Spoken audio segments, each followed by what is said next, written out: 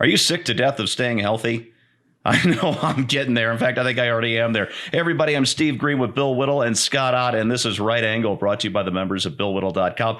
And let's talk about quarantine fatigue. I think we've all got it individually and collectively, from you right there in your living room to your neighbors, to your county, to your state, and all across the country. Gentlemen, I saw a headline today that grabbed my attention. It said quarantine fatigue is real and shaming people won't help. And that is mostly blue staters and Democrats telling people, oh, if you want to go back to work, you just want to kill people for your haircut and things like that. And it's not helping. I think it's making people feel even more anxious, want to get out of the house even more. Here in Colorado, our idiot Governor Paulus says that he's looking forward to maybe eventually reopening the camping areas. Camping is social distancing, you morons. This is how deep in the hole we've gotten with this thing. Gents, let me put it to you this way. I saw a comment on Facebook that said, when we first got the order to lock down for 4 weeks, we said, okay, 4 weeks, we can do that. It's the right thing to do. And then we were told, hey, it's going to be another 2 weeks. And as a country, we said, all right, I can do 2 more weeks of this. 2 weeks later, we're told, it's going to be at least another 2 weeks, probably longer, at which point we're having revolts in barbershops and restaurants from Michigan to Texas. And the big one, of course, Bill, is down your way in California with Elon Musk. We're going to talk about that part in your segment. What I want to ask you about today, Bill, is this. You talked last week about the way you felt you've been taken for a chump by this whole quarantine order not having an exit date. It's a week more gone by since you started to feel that way. At what point do you take it to the streets, or maybe more apt, take it to your local donut shop? I think it was just a couple of days ago. We recorded this on Tuesday. I think it was on Sunday morning. My wife came and said, what's going on? And it turned out that there were it sounded like hundreds of cars just driving around beeping their horns. Now, somebody said that sometimes people celebrate birthday parties that way, but that's not the sense I got. I got the sense of people just basically saying, you know what, we've basically had about enough of this. Here's the thing, Steve. I know that these politicians just really like being able to tell people what to do. It just finally gives them a sense of power. But they're really playing with fire here, and not just with the COVID-19 thing. The social contract is it's loose in this country. It's probably ideally looser here than it has been anywhere in the world. In fact, the fact that we have a social contract in itself is unique. But the relationship between the people who do the governing and the people who are governed has always been looser here in America than anywhere else in the world. Before, it was the king says something, and if you didn't like it, then, off with your head. But here, this whole government of ours has been predicated on the idea that we make an agreement. We have a contract with the government. You generate rules that are generally speaking fair, easy to understand, and most importantly, that apply to everybody. And we agree to obey those rules. And at any point one of the two parties breaks that social contract, then there are consequences for this. So I think I've been feeling exactly like what that tweet basically said. When the whole thing happened, we were looking at this exponential growth, and we didn't know what the mortality rate was. We didn't know that likely it had been here far earlier than we thought, and that meant that it was not nearly as dangerous as we thought. And we did what I thought was the right thing. I still think was the right thing to do in order to save American lives, and not just from COVID-19 patients. But the entire argument was, if there are patients on gurneys in the hallways with COVID-19 of various degrees, people with car accidents are not going to get treated, and all the rest of it. We all understood that. Yeah. Flatten the curve. That made sense. And 4 weeks seemed doable. But then as we started to look, I started to lose faith in the system right around April 9th or 10th, or maybe as late as the 15th. Once the total number of cases were in decline and continuing in decline, and there was no feedback loop involved, when you start hearing stories about Kern County hospitals closing because there's not enough patients and emergency rooms being empty, and HM and USNS Comfort sailing out of New York after having treated maybe 120 people total or something, then clearly something is different than it was at the beginning of this lockdown. And more, I feel like a chump. But when I say they're playing with fire, here's what I mean. If they think that they can keep people indoors when there was a yellow fever epidemic, you'd look outside your door and there'd be bodies on the street and there'd be just swarms of flies in the next house because the entire family has died in there and there's 12 corpses in there, rotting away. That'll keep people indoors for a while. But when there's no evidence of this kind of thing, largely because of how effective we've been, people start to think, as I think and as many of us think now, that this is a power exercise. And the point that's most important is this. These politicians had better understand this. If they think they can make us all stay inside, they're going to find out that they can't. They're going to find out that sooner or later people are going to say, well, they can't arrest all of us. But the danger is, if the American people reach that point, then they may suddenly realize, if we don't pay our taxes, they can't arrest all of us either. And if we stop funding this tyranny over ourselves, and if we basically understand that politicians' power over us is predicated on our agreeing to obey the law, if they're going to violate their end of the social contract, Steve, if they're going to exercise arbitrary power, give us no metrics for when this thing ends, simply make it the whim of his lordship or her lordship, then they're in grave danger of having the American people say, well, not only am I not going to listen to him about this, I don't see why I should have to listen to him about anything. And they, I think, are going to pay a very big price for this. I think you're right, Bill. In fact, you made me think of something. Scott, one of my favorite things about you is your ability not just to talk to, but to listen to almost anybody. And you really get to hone those chops in your day job. And you told us That's a critical weakness. Yeah. You told us it works last out really week. well on the Bill Whittle Now show, though. Go ahead. Oh, yeah.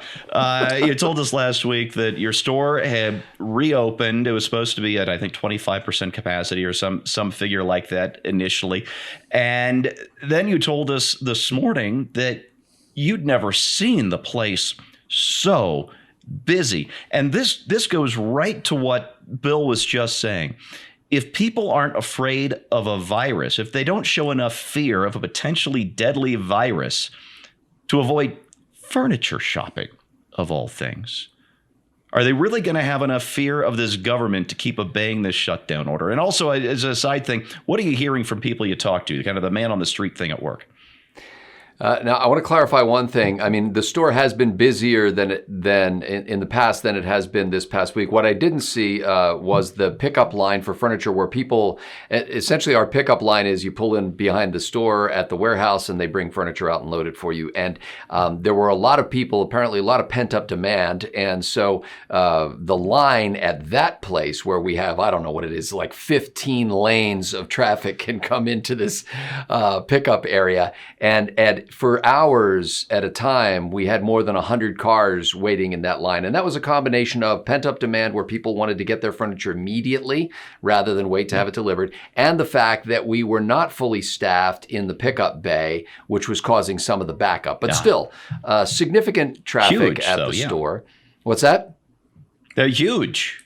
Yeah, there was significant traffic at the store. I mean, weekdays, in some cases, are looking like like a Saturday, and Saturdays, if you didn't know that, if everybody in the store on the staff wasn't wearing a mask, you wouldn't know that things were much different than they are. Now, we have a very large building, and so you can get a lot of people in there without crowding. So it's we're still observing the 25% capacity guidelines.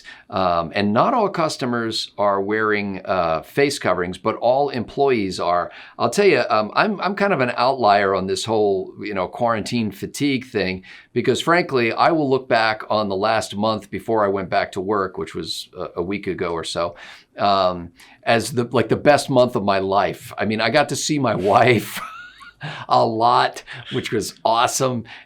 We took walks down by the lake. We went fishing a lot. Occasionally we go for a long drive in the country. I just got to spend a lot of time with her. So to me, that was heaven.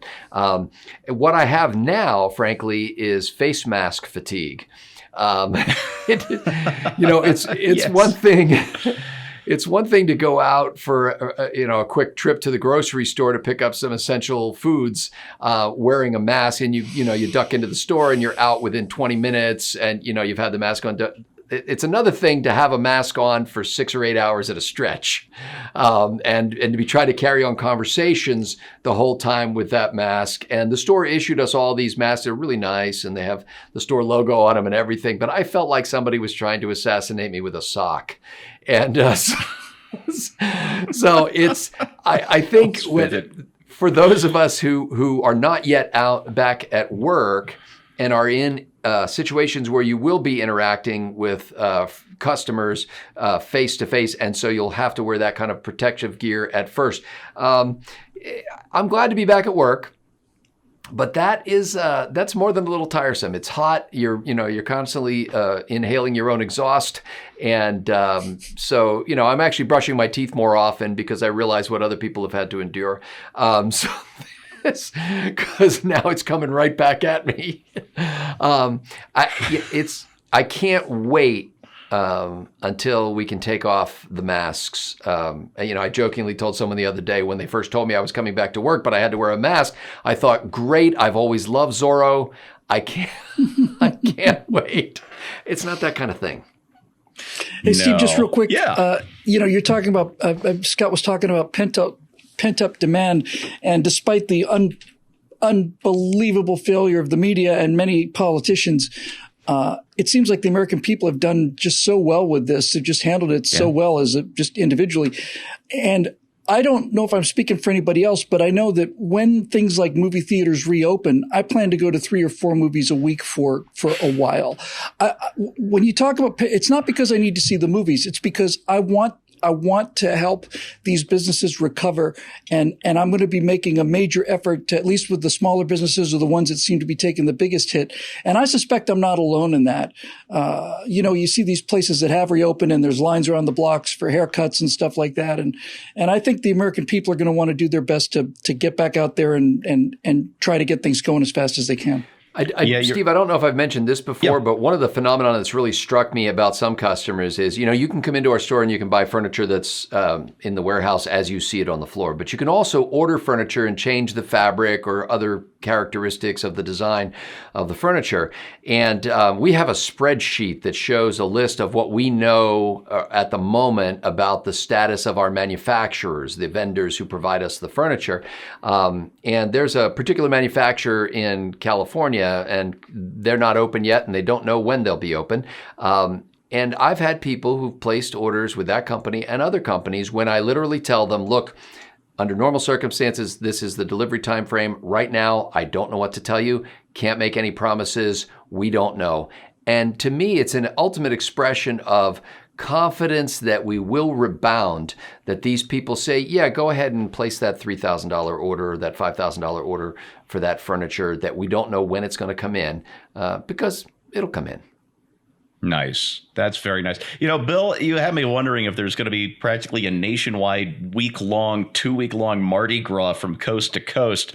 Once we've decided we've had enough and we're getting out of the house for the first time in 2 months, it could be pretty wild out there. It makes me wish I were 25 instead of 51. Anyway, to wrap this up, there was a little more seriously, I'm afraid. There's a great tweet from Richard Fernandez, who I think is the smartest man in the world, and second place is not very close. And he said the other day, if you lock down long enough, there's no longer enough battery to restart the systems. Yeah, that's right. This problem faced the command module on Apollo 13. They had a window to act before it went dead, and it was over. And they had a great crew on the ground. They had a great team in the capsule. They did get that thing restarted, and those men did come home safe. But it's true. The longer we stay closed down, instead of having a V-shaped recovery, who knows what we're going to have. There's been a lot of talk about bringing manufacturing home from China. with this whole thing because we don't want their germs coming out of Wuhan or wherever. But the thing to remember is, or the thing to know is, I just saw a story yesterday in the Wall Street Journal that American manufacturers are actually worried that they're not going to be able to reopen in time to stay in business in this country. We're talking about manufacturers who are still here and moving operations overseas to China and India and Vietnam. This has gone on too long. You know, Americans work. It's what we do. We may not always love our jobs, but we love to create. We love to produce. This country was built on doing those things, on innovating. And when you lock us down like this, we start going a little crazy. And that's exactly the reason why we can't do the things that we as a people were kind of born to do. So, America, let's get back to work. That's your right angle on that, brought to you by the members of BillWhittle.com. Remember, content like this needs sponsors like you, so please click on over to BillWhittle.com, become a member, because we'd love to have you on board. Thanks for watching, and one more time, let's get back to work.